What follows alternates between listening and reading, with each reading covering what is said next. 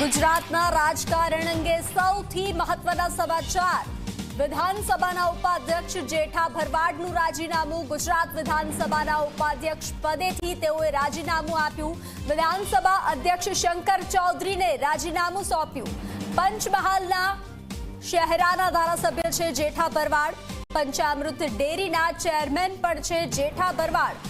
તો રાજકારણના સૌથી મોટા સમાચાર સામે આવ્યા છે। પંચમહાલના શહેરાના ધારાસભ્ય જેઠા ભરવાડે જે રીતે રાજીનામાના સમાચાર સામે આવ્યા છે। પંચામૃત ડેરીના પણ તેઓ ચેરમેન છે। વધુ વિગતો સાથે સંવાદદાતા હિતલ જોડાઈ ચૂક્યા છે। હિતલ, સૌથી મહત્વના સમાચાર, વિધાનસભા ઉપાધ્યક્ષ જેઠા ભરવાડે રાજીનામું આપ્યું છે।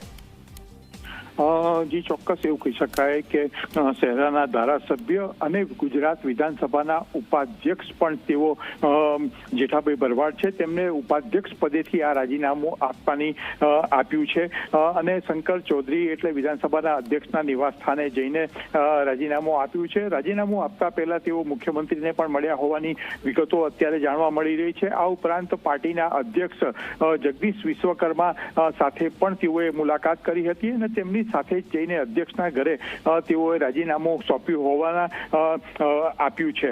સ્વાભાવિક છે કે અત્યારે તેની સામાજિક વ્યસ્તતાનું કારણ આગળ ધરવામાં આવ્યું હોવાની જાણકારી તેઓએ સત્તાવાર કીધી છે કે તેના કારણે તેઓ રાજીનામું આપે છે। પણ ક્યાંક ને ક્યાંક જોવા જઈએ તો તેઓ સહકારી ક્ષેત્રે પણ અનેક સંસ્થાઓ સાથે જોડાયેલા છે। આ તેઓ નાફેડના પણ વાઇસ ચેરમેન પદે તેઓ છે। એટલા માટે અનેક કારણો એવા છે કે જેમાં તેઓનું રાજીનામાનું કારણ હોઈ શકે એવી એક અનુમાન માનવામાં આવી રહ્યું છે અને એવું અનુમાન પણ માનવામાં આવી રહ્યું છે કે ઉપરથી એટલે કે પ્રદેશ કક્ષાએથી જ તેમને રાજીનામું આપવાનું કહેવામાં આવ્યું હતું અને તેઓએ રાજીનામું આપ્યું છે।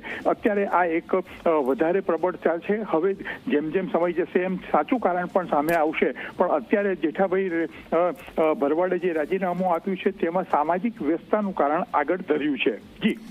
જી હિતલ, અચાનક રાજીનામાનું કારણ શું હોઈ શકે? ખાસ કરીને સીએમ પણ હાજર છે રાજીનામું સ્વીકારવા માટે, અધ્યક્ષ પણ હાજર છે, શું કારણ શું હોઈ શકે? જી ચોક્કસ એવું કહી શકાય કે એક તો તેમને જે કારણ આપ્યું છે સામાજિક વ્યસ્તતા, કારણ કે અનેક સહકારી સંસ્થાઓ સાથે તેઓ સીધી રીતે જોડાયેલા છે, આ એક કારણ પણ હોઈ શકે। સાથે સાથે બીજું સૌથી વધારે અત્યારે રાજકીય રીતે જોવા જઈએ તો તેમને સહકારી ક્ષેત્રે કોઈ મોટી જવાબદારી પાર્ટી દ્વારા આપવામાં આવવાની શક્યતા હોય અને એના જ પરિપ્રેક્ષમાં રાજીનામું આપ્યું હોય એવી પણ એક શક્યતા જોવામાં આવી રહી છે। આ ઉપરાંત એક વિવાદ એવો પણ છે કે જે વિવાદના કારણે પણ રાજીનામું આપ્યું હોય એવી એક શક્યતા જોવામાં આવી રહી છે। નલ સે જલ જે આખો કૌભાંડ હતું અને એમાં પણ ક્યાંક ને ક્યાંક તેમની પર છાંટા ઉડ્યા હતા। એટલે કયા કારણોસર અત્યારે ચોક્કસ રાજીનામું આપ્યું છે એ કેવું અતિશયોક્તિ છે। પણ એમને જે પત્રમાં બતાવ્યું છે એ પત્રમાં સામાજિક વ્યસ્તતાના કારણે તેઓએ રાજીનામું આપવામાં આવ્યું હોવાની વાત કરવામાં આવી છે। જી હિતલ, જાણકારી સાથે જોડાવા બદલ આભાર। તો વ્યસ્તતાના કારણે રાજીનામું આપ્યાની વાત કરવામાં આવી રહી છે। ગુજરાતના રાજકારણ અંગે આ સૌથી મોટા સમાચાર સામે આવ્યા છે। વિધાનસભાના ઉપાધ્યક્ષ જેઠા ભરવાડે રાજીનામું આપ્યું છે અને રાજીનામું સ્વીકારવામાં આવ્યું છે। ગુજરાત વિધાનસભાના ઉપાધ્યક્ષ પદેથી તેઓએ રાજીનામું આપ્યું છે।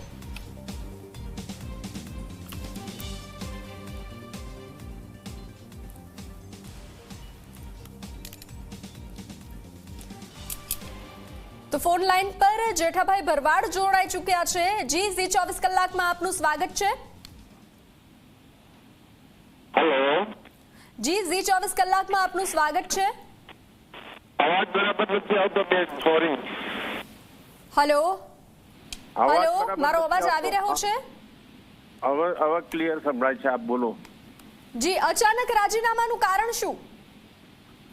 અચાનક નહીં, કોઈ અચાનકતા તો એવું નથી કે મને કોઈ પ્રેશરાઇઝમાં મારે રાજીનામું આપવાનો સમય આવ્યો હોય। મારી સ્વેચ્છાએ મેં રાજીનામું આપ્યું છે। મારી પાસે ઘણી બધી સંસ્થાઓ છે એટલે સંસ્થાઓને વધારે સમય આપી એનું સારું પ્રોગ્રેસ થાય એના અનુસંધાનમાં મેં આ રાજીનામું આપ્યું છે અને મારી જગ્યાએ બીજો કોઈ કાર્યકર્તા સમાઈ શકે ભારતીય જનતા પાર્ટી।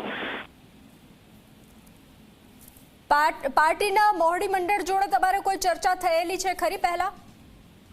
પાર્ટીના માન્ય પ્રમુખ શ્રી છે, અમારા મુખ્યમંત્રી છે, બધાની સાથે સંમતિ થઈને મેં રાજીનામું આપ્યું છે। એવું કોઈ વાદ વિવાદમાં રાજીનામું આપ્યું એવું નથી બેન।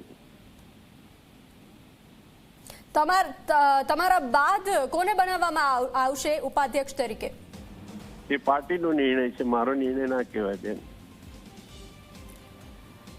જી ઝી 24 કલાક સાથે જોડાવા બદલ આભાર. તો જે રીતે વ્યસ્તતાના કારણે રાજીનામું આપ્યા હોવાના જે ખુલાસો કરવામાં આવ્યો છે, તો ગુજરાત વિધાનસભાના ઉપાધ્યક્ષ પદેથી રાજીનામું આપવામાં આવ્યું છે. જેઠા ભરવાડે રાજીનામું આપ્યું છે. પંચમહાલના શહેરાના તેઓ ધારાસભ્ય છે.